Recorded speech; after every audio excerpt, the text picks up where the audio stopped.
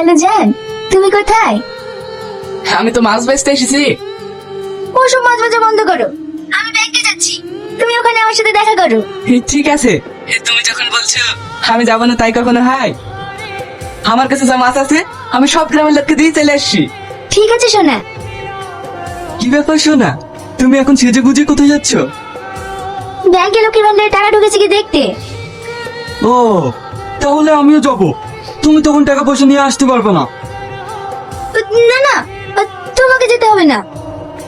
আমি তোমাকে ছাড়া থাকতে পারবো না, আমিও যাব। ঠিক আছে চলো। এই ব্যাপার কতদিন চুরি করে দেখা করবো বলো তো?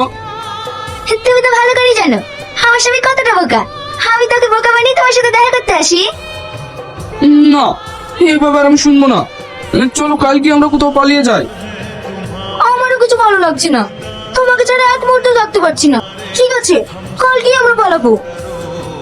যদি তোমার স্বামী বুঝে যায়?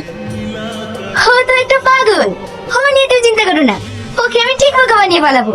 কালকে ঠিক সন্ধ্যাবেলায় বাড়ির পেছনে আম বাগানে চলে এসো। ঠিক আছে। কি করছেন ভাই, এইখানে কি করছো?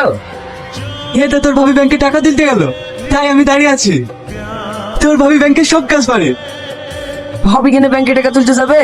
ভাবিকে দিকে আসলে ব্যাংকের পেছনে একটা ছেলের সাথে গল্প করতে। না রে না, তোর দেখতে ভুল হয়েছে। তোর ভাবি ব্যাংকে ঢুকিছে, টাকা তোলা হইলেই চলে আসবে। বলছি ভাই, ভাবি অন্য ছেলের সাথে কথা বলছে। আন্দাজে বকিস নি, আমার বোন নামে দুর্নাম করবি নি।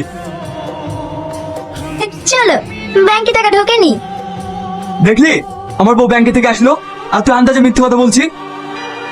চলো বাড়ি চলো।